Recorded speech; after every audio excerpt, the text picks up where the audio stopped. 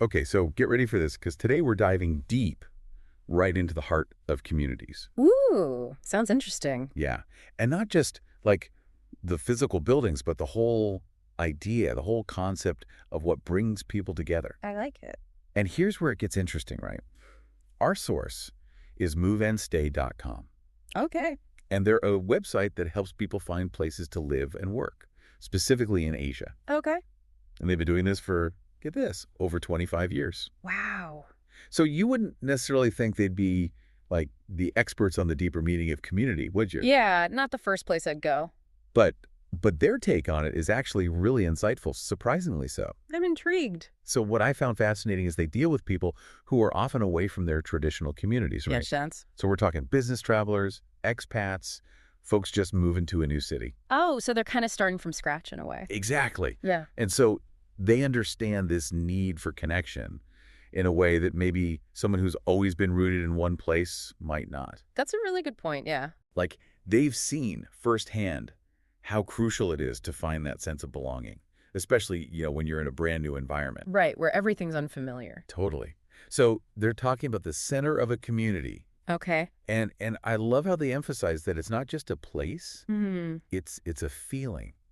Interesting. It's that sense of being a part of something bigger than yourself, Oh, I get it. where you can connect with other people who share your interests, your values, whatever it might be. It's kind of like finding your tribe, you know? Yes, exactly. That's a great way to put it. The people who just get you. And thinking about those classic Cheers vibes. Oh, I love that where everybody knows your name. Right.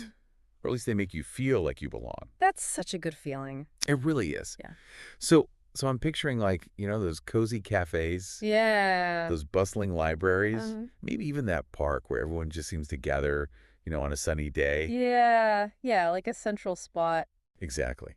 But you know what? It's not just about those traditional spaces anymore, is it? Yeah. No, things have changed a lot. It's so true. How we connect, it's evolved dramatically, Yeah. especially in a world that's like increasingly mobile. Right. And digital. Don't forget digital. Oh, absolutely. We've got co-working spaces popping up everywhere. So true. Online forums for like every niche interest you could possibly imagine. It's true. There's a forum for everything these days. It's almost like this concept of center, it's become way more It's fluid. not so fixed anymore. So then how do we even define the center in this new landscape? I mean, is it the actual location? Is it the people, the activities they share? Like what's the glue that holds it all together? That is the question, isn't it? It really is. Well, the source, they actually dive into this beautifully. Okay, good. And they argue that it's ultimately about those shared experiences. Hmm. It's those moments of genuine connection that really create that sense of belonging. I like that. Whether it's volunteering together, attending a concert,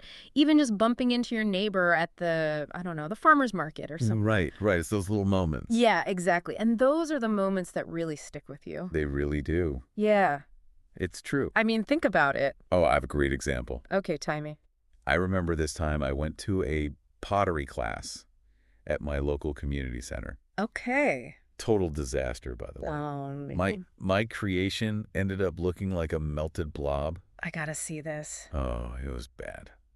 But, at least you tried something new. That's true. But you know what?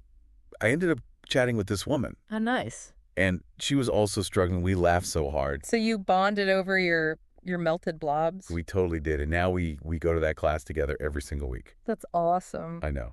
And it's funny because it was just this random interaction. But it turned into something more. Exactly. And that's the beauty of these community centers. Yeah, Right? however they look. Totally. They just create those opportunities for these shared experiences to happen. Organically, just naturally. Exactly. And speaking of those opportunities, one thing that really stood out to me in the source was their emphasis on diversity. Oh, interesting. And it's not just about having people from different backgrounds present. Right. It's about actively making them feel included. Yeah, creating a truly welcoming space. Exactly. That's where it gets really interesting, right? They talk about offering resources in multiple languages, Oh, smart. hosting events that celebrate different cultures, That's us. making sure the facilities are accessible to everyone. So important. It's about going beyond just opening the door and actually creating an environment where everyone feels comfortable. Like they truly belong. Yes. because sometimes just being in a new place, It's our new group. it can be really intimidating, right? Actually.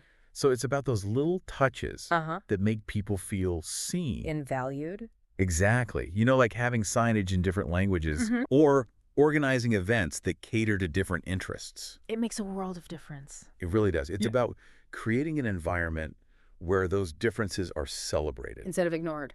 Yes. And that leads to richer interactions and just a more vibrant community overall. Absolutely a tapestry of experiences, you know? I love that, a tapestry. So we've got these shared experiences, this focus on diversity. Right. But what about technology? Oh, yeah. That's a big one. Because it feels like it's both connecting us And isolating us? at the same time. Yeah. Like I can chat with my friend in Paris instantly, Right. but I haven't spoken to my next door neighbor in weeks. It's the paradox of our modern world, isn't it? It really is. But the source, they make this really interesting point about how technology can actually enhance these centers Okay. and expand their reach. Tell me more. Okay, so imagine, right? Imagine an app that maps out all the local events happening in your community. Cool. And it's tailored to your interests. Oh, that's- It could connect you with others who are going, Oh, I like that. facilitate carpools, even help you organize a neighborhood potluck. Wow, that's actually really clever. So instead of technology replacing those face-to-face connections, it's actually helping to facilitate them. Especially for people who might not be able to easily get to those physical spaces. Exactly, like maybe they have mobility issues or busy schedules or they live further out. It's like creating a virtual center almost. Yes, that complements those physical ones. I like that. So it's not about choosing one or the other. Right. It's about recognizing how they can work together to create a richer experience. And a more connected one. Absolutely. And I think that's what I found so refreshing about MoveInStay.com's perspective. Yeah. They're not afraid to embrace how community is evolving, And how technology can be a part of that. Exactly. They're acknowledging the challenges, but also offering solutions. Yes. And a sense of optimism. Yeah. I like. Okay, so we've got these evolving centers. Right. This emphasis on being inclusive, Mm-hmm. this exciting potential for technology to bridge those gaps. Yeah. But how do we know? How do we know if these centers are actually working? That's the big question, right? That's the big question. Mm-hmm. And one that the source doesn't shy away from, thankfully. Good. They argue that it's not just about headcount.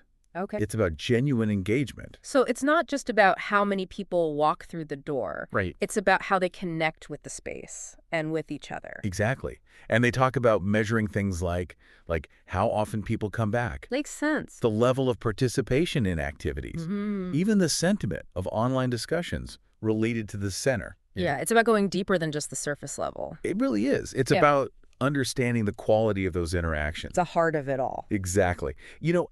And what I thought was really interesting is they even suggest using a mix of methods to gauge this engagement. Like what? So things like surveys, Classic. cracking online interactions, Okay. even just good old-fashioned observation. Yeah, sometimes you gotta just watch and see. Exactly. It's like they're saying you need to look at it from all angles to really understand what's going on. Yes, it's not about relying on one single metric. Right. It's about looking at the bigger picture. And being willing to adapt based on what you learn. Absolutely. It's a process, not a destination. I love that. It's a process. Yeah. Which brings us to another fascinating point the source makes. Oh, okay. Lay it on me. The idea of these centers as launch pads for positive change. Oh, now we're talking. This is where it gets exciting. Right. Yes. So they're not just places for people to hang out. Right. They can be places where people are empowered to make a difference. Okay. I like that. They even mention specific examples like financial literacy workshops. Oh, that's so important. Right. Or job training programs. Could help people get those skills. Exactly. Or even community gardens Love those. to promote healthy eating habits. Oh, it's all connected. It is. It's like a ripple effect, starting from this one shared space Yeah. and then expanding outwards to touch every corner of the community. That's a powerful image. It really is. It speaks to the potential of these centers to be more than just buildings. Right. They can be catalysts for growth, for connection, for positive change. I'm sold. Good. So we've talked about how these centers are changing, how they're focusing on being inclusive, how technology can play a role, and how they can even spark these positive changes. Right. It's a lot. But what does it all mean for us? for our communities? Yeah, that's the million-dollar question, isn't it? It is, and I think the source does a great job of bringing it back to the individual. Okay, good. They encourage us to think about the centers that exist in our own lives, Uh, or the ones that we wish existed. you're making me think about my own neighborhood. Uh-huh. We have this great park, but it could use some love. Oh, I see where you're going with this. Maybe a community cleanup day, Great idea. or even start a community garden there. That's fantastic. And that's the beauty of it, right? I mean, We all have the power to contribute, that's so true. to be part of creating those spaces. Instead of just being passive observers. Exactly. We can Yeah. be active participants in shaping the communities we want to live in. I love that. It's about taking ownership. It is. Yeah. And it's not about having all the answers. We're doing everything perfectly. It's about taking those small steps, Right. connecting with our neighbors. Being open to new possibilities. I'm already feeling inspired. Me too. Yeah. But before we get carried away with our own, community revitalization plans, Right. We should probably, yeah. I think it's time to look at some concrete examples. Oh, yeah. Let's see how these centers are actually putting these ideas into action. Exactly. Let's get into the real world stuff. All right. I'm ready. Let's do it. Let's go. All right. So we're back, and we're going to jump into some inspiring examples of community centers in action. Okay. I'm ready to be inspired. I think you will be. Because it's one thing to talk about concepts and theories, Right. but it's a whole other thing to actually see those ideas come to life. And real communities. Yeah. Exactly. Yeah. So what have you got for us? Okay, so remember how we were talking about the power of centers to address real community needs? Yeah. Well, the source actually highlights a fantastic example Oh, good. of a community center in a rural town that partnered with a local tech company. Okay, that's interesting. It is. Rural town tech company. Yeah. How did that collaboration even work? So apparently this town, they were struggling with high unemployment, Okay. particularly among young people. Makes sense. And the tech company, they needed skilled workers. Right. But they just weren't finding them locally. Oh, so there was a disconnect there. Totally. So the community center, they stepped up. Okay. And they offered to host free coding classes Nice. taught by, get this, employees from the tech company. Wow. So they were sharing their expertise. Exactly. Talk about a win-win, right? Total win-win. The young people, they get these valuable job skills. Yep. The tech company gets access to this whole local talent pool, Uh-huh. and the community center gets to be at the heart of it all. Facilitating that positive transformation. It's amazing. And it didn't stop there, right? Oh, no, they went even further. Tell me more. So the community center also provided resources, Yep. like computers, internet access, even career counseling. Oh, wow. So they were really supporting those participants. They were going all out. That's incredible. And they even organized transportation. Yeah, for those who lived further out. It's those little details. The things that you might not even think about. It makes such a difference. It shows they were really thinking about, the barriers people might face. And proactively removing them. Exactly. And the results, oh my gosh. Okay, tell me. Incredible. Many of those program graduates, Yeah. they went on to get jobs at the tech company. Wow. Boosted the local economy, revitalized the community. It's like this chain reaction almost. It is. It's like they planted a seed that grew into something way bigger, way more impactful. Speaking of seeds, Okay, I see where you're going with this. the source also mentions a community center that transformed an abandoned lot Oh, I love this one. into a community garden. A thriving one at that. Oh, I love community gardens. There's a bet. They're such a great way to bring people together to connect them to nature. Totally agree. But what I'm curious about is how did they manage to turn an abandoned lot into something so vibrant? Well, it started with a small group of residents, Okay. and they had this vision All right. for a greener, healthier community. Nice. So they went to the community center with this idea, Okay. and the center helped them get funding, resources, volunteers. So the community center was like this catalyst. Exactly. They empowered those residents to take ownership of that space and make their vision a reality. I love that. And the garden, it took off. I bet. Workshops on organic gardening, composting, healthy cooking. They even had chefs come in No way. to demonstrate recipes using ingredients from the garden. That's incredible. Yeah. I'm picturing this beautiful, bustling space Mhm. filled with the scent of fresh herbs. And the laughter of people working together. Exactly. And that's exactly the image the source evokes. I love it. They talk about how the garden became this gathering place for everyone. Oh, that's so nice. Kids learning where their food comes from, Uh, seniors sharing their wisdom, so sweet. everyone just enjoying being together It's like they created this little oasis, in the middle of the city. right, where Right. people could connect with nature, with each other, with themselves. Beautifully put. And you know what's really interesting? Right. These examples aren't just like feel-good stories. The source points out that these initiatives often have tangible benefits. For the whole community. Exactly. Okay, so let's talk about those tangible benefits. Yeah, let's get specific. What kind of impact are we talking about here? Beyond, just the people who are directly involved. So for example, that community garden we were just talking about, it actually helped improve access to fresh food Okay. in a neighborhood that was like a food desert. Wow. And they even partnered with a local food bank to donate their extra produce. So they're tackling these real issues Head on. like food insecurity. And promoting healthier lifestyles. That's amazing. And what about that coding program? Oh, right. That one. Yeah, that's a good one. It didn't just help individuals find jobs. Yeah. It attracted new businesses to the town. Oh, wow. Which further stimulated the economy. It's like this chain reaction of positive change. It really is. All stemming from that initial spark of like collaboration and community engagement. And these aren't just isolated incidents, right? Nope. The source highlights examples from all over the world, Wow. showcasing how community centers are stepping up to all sorts of challenges. Like what? Climate change, Oh, wow. social isolation, Yeah. cultural preservation, you name it. It's like these centers are becoming these microcosms of the world, Yeah. reflecting both the problems and the potential solutions. That's a really insightful observation. Thanks.